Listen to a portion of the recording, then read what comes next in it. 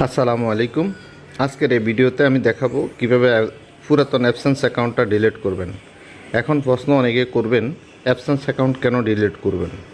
Absence account থাকা অবস্থায় যখনই আপনি অন্য একটা অ্যাবসেন্স অ্যাকাউন্ট করতে যাবেন, তখনই লেখা আসবে you have an already absence account, অর্থাৎ আপনার আগের থেকে অ্যাবসেন্স অ্যাকাউন্ট রয়েছে, যার জন্য এই মুহূর্তে অ্যাবসেন্স অ্যাকাউন্টটা আপনি করতে পারেন না। এখন আপনার কাজ হচ্ছে পুরাতন অ্যাবসেন্স অ্যাকাউন্টটা ডিলিট করে নতুন করে পুনরায় একই তথ্য দিয়ে পুনরায় আরেকটা অ্যাবসেন্স অ্যাকাউন্ট তৈরি করা। এটাই হলো সবচেয়ে বড় সুবিধা।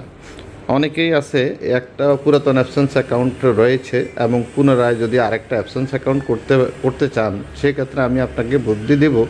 হ্যাঁ, আপনি নতুন একটা অ্যাপস নিয়ে নতুন একটা জিমেল দিয়ে শুধুমাত্র ওই চ্যানেলে ওই জায়গায় শুধু আপনি লগ ইন করবেন এবং অন্য কোনো জায়গায় সেই জিমেলটা আপনি লগ ইন করবেন না। তাহলে হয়তো আপনি সাকসেস হইতে পারেন।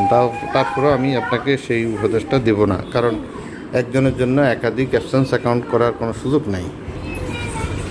এখন আমি আপনাদেরকে দেখাবো পার্মানেন্টলি কীভাবে আপনার অ্যাবসেন্স অ্যাকাউন্টে ডিলিট করবেন। এই জিনিসটা আমি আপনাদেরকে মোবাইল দিয়ে দেখাবো, কারণ অধিকাংশ ইউটিউবার পার্টি তার মোবাইল দিয়েই কাজ করে থাকেন।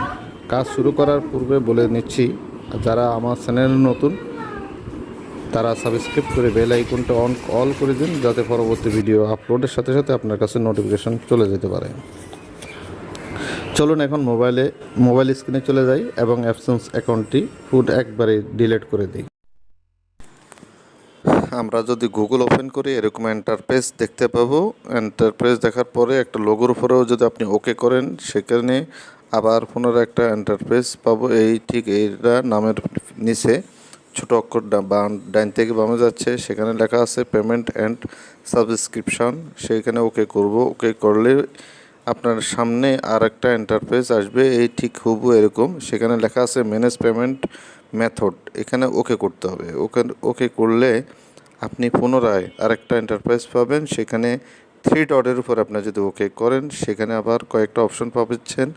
সেটিংসে ওকে করলেন। সেটিংসে ওকে করার পর সাথে সাথে আপনি আপনার যত তথ্য আছে সকল তথ্য আপনি আগে সংযুক্ত করছেন, সকল কিছুই চলে আসছে। এখন আপনি যদি ক্লোজ পেমেন্ট প্রোফাইল যদি করেন, সেখানে ওকে করতে হবে।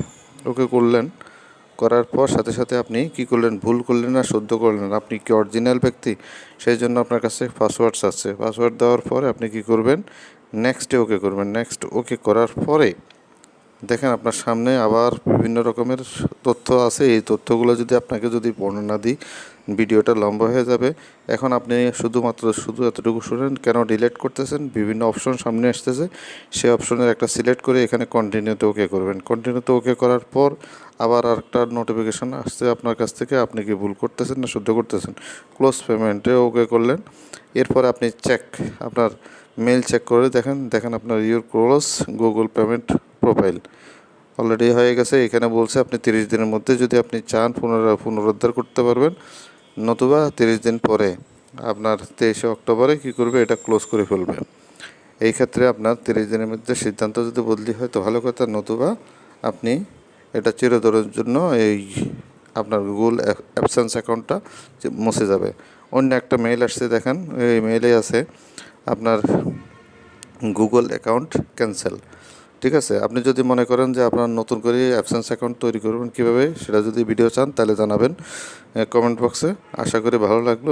তাহলে সাবস্ক্রাইব করে সাথে থাকুন। ধন্যবাদ সবাইকে। আসসালামু আলাইকুম।